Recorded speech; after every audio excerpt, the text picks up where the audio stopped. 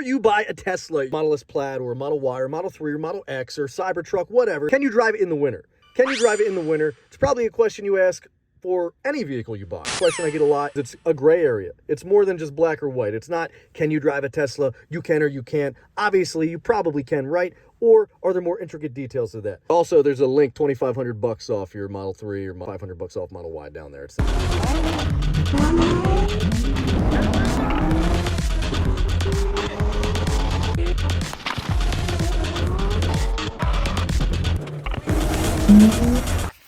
Would you look at that? We got the Plaid and we got the Model Y. We're gonna hop in here.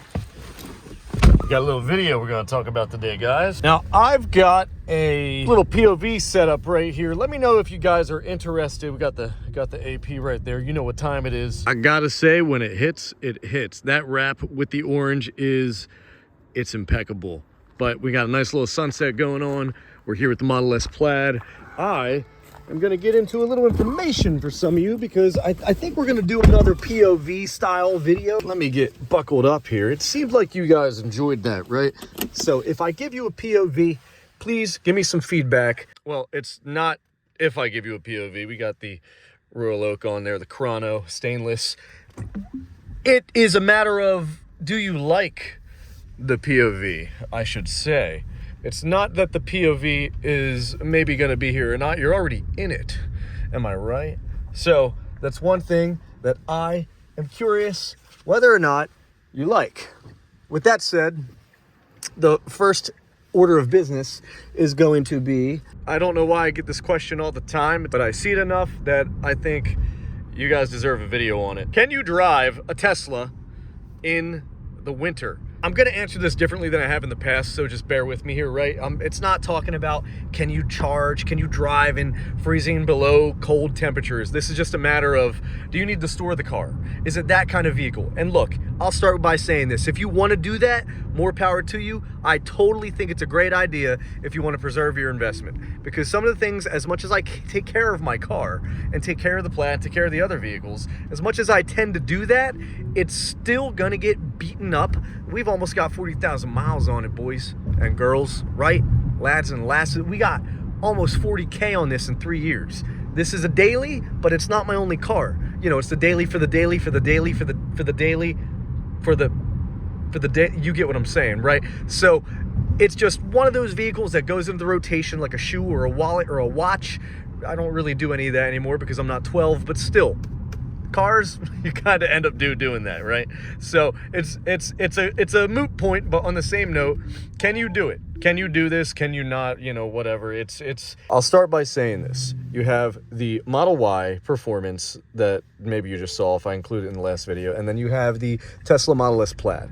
I've mentioned before, those aren't my first two Teslas, but they're the first two that I've kept super long term. And to be honest with you, they're my two almost favorite cars that I've owned almost ever. Less aside of an exhaust note, but that's for another video. There are other things that bring the experience up to speed, less the exhaust. You know, when you lack the exhaust, you have other stuff come in that you can't get on other cars. You have so much in here that you don't need buttons everywhere.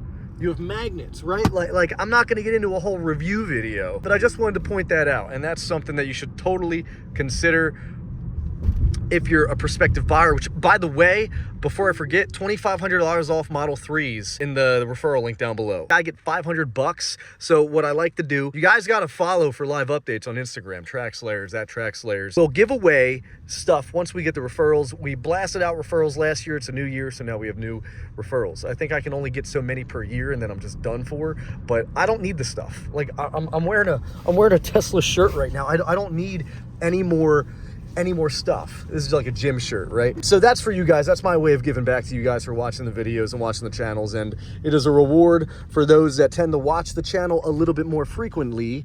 You will be rewarded for such because you're going to get first dibs, right? You're going to get first dibs. Do random giveaways on anything, whether it's floor mats or shirts or hats or stuff like that. Is it a year-rounder vehicle?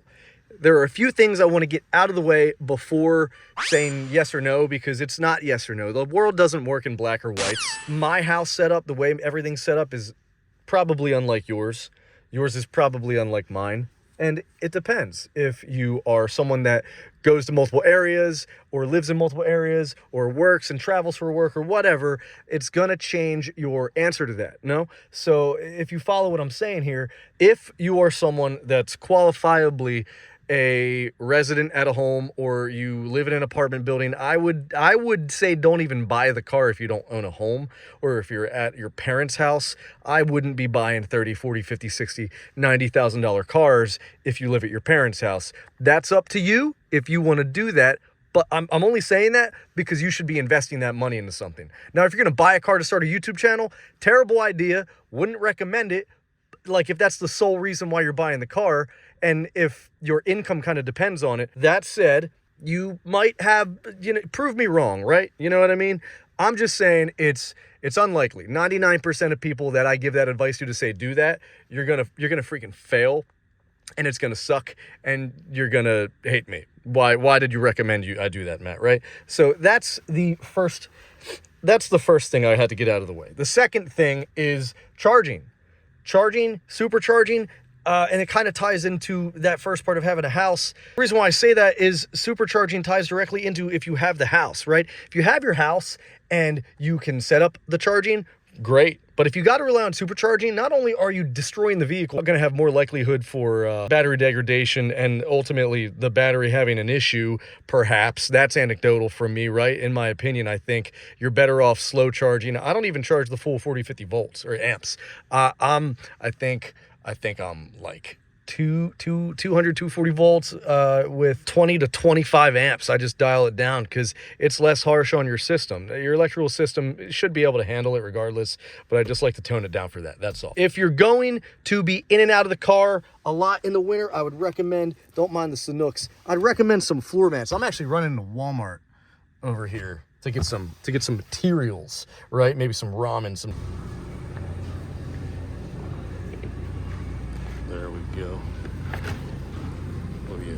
Sometimes you're just feeling the Roman, you know? If you're going to be one of those people that forgets to charge and does stuff like that, you shouldn't be driving the car year round, right? And the easy answer overall is yeah. Yeah, roughly speaking, anyone's going to be able to drive this car year round. And we'll get into the performance because your traction, your tires, things like that. Let me tell you a little story first, right? I'll tell you a little story first, and it's going to be tires. In some areas, some states, some places, things like that. Why did I say my door's open? Why would I have summer tires on in February? Any questions? Pause the video, comment down below, be nice. Okay, so the reason why is because this car particularly, right? Let's talk about the Plaid. We'll go into the why next. The Plaid is all-wheel drive, and you can go into track mode. You can go into the suspension, pedals and steering. You can go into track mode, and you can, admittedly haven't done this in a while, customize, and you can go into presets, and you can move stuff around. I wouldn't do that. I'm not saying go into track mode. I'm just letting you know it's an all-wheel drive car. It does have a bias, but I am shocked how deep of snow. I think we had like a foot the other day. We're over here on the East Coast. We had a foot the other day, and could you believe this thing can just launch to 70? I don't recommend it. I'm telling you to not do that. Like you listening, you're on the toilet right now listening to this. Don't get any bad ideas. You're probably eating or on the toilet. Subscribe down below if you are, because now I feel like I know way too much about you. Your traction control is going to be impeccable on these cars. It's wild. They don't hydroplane again. Don't act like they're not going to hydroplane. Act like they probably will. Be a defensive driver. Even if you're driving fast, find a way to always have an out and whatnot. You got to keep that in mind. It's pertinent to you staying alive. If you're somebody that has a lead foot and just floors it everywhere, like no matter what you do, you're just bump, bump, bump, bump, bump, you're probably going to have a different experience than someone that's a more moderate driver, a little more conservative on that with the acceleration. But nonetheless, I still think between the Plaid and the Model Y and the Model 3, Model X, I've driven one. I don't like them. I have nothing against them. That doesn't fit my life. I barely even need the Plaid. I could get away with the two-door car and I could get away with 7 two-door cars and just the Model Y because we have the dogs. We got the dog. Oh, I don't have the dog hammock set up in the back here.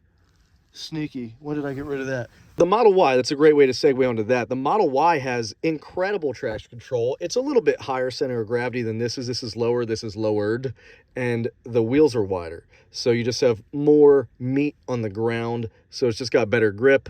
I'm not going to get into the whole dynamics of snow driving and whatnot. I just wanted to point out those two things. The last thing I'm going to leave you off with, and this might be the most important. For me, it's the most important because I think as a daily, this is one of the most overlooked points that people on the internet, they love to troll, and they have a $500 car. And again, nothing wrong with having a $500 car. If you're trolling, you should probably not have a $500 hoopty and you're talking about vehicles that you've never even sat in at a dealership. The best thing about this car in the winter is going to be your preconditioning. Now, I think I can go down here and I could schedule, I could schedule preconditioning, and you can set it, you can do all this stuff, you can repeat it, you can manipulate this as much as you want. But preconditioning the car, incredible. Warming up the car, it does it for you if you set a routine. You don't necessarily need to warm up the car because it does have a battery heater that's running anyway, unless it is totally stone cold dead. But there are fans, there are conditioning operations set for this vehicle to do itself. What is up? Yo, it's a Tuesday and this Walmart is popping. We got Hellcats, we got straight pipe Cadillacs with spinners ripping around. Where am I? That's all I had for you. I hope this helped. If you guys like more of these POV videos, so subscribe for more videos. Comment down below your questions, comments, concerns. Let me know if you're a prospective Tesla owner, Tesla buyer. These videos are for you. I just hope it helps you out. And that's all I really got for you. So again, comment down below whatever you want me to make further content on, or anything you want me to get deeper into. Shout out to you who hit me up about my Freudian slip. You guys never let me slip up. You keep me in check. I like that. I mentioned this car having a 12-year warranty. It's an 8-year warranty. I don't know why I was thinking that.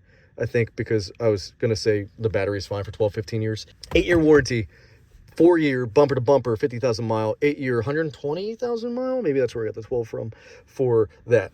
Other than that, I have nothing left to say. If you're buying a car, hit that link down below. We give away free stuff all the time at random. There's really no rhyme or reason to it. You just got to kind of check it out. Stay in tune.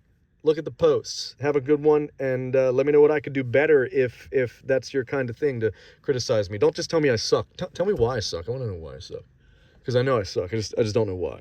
So that said, catch y'all later. I don't know why I just did that. I gotcha. Don't die.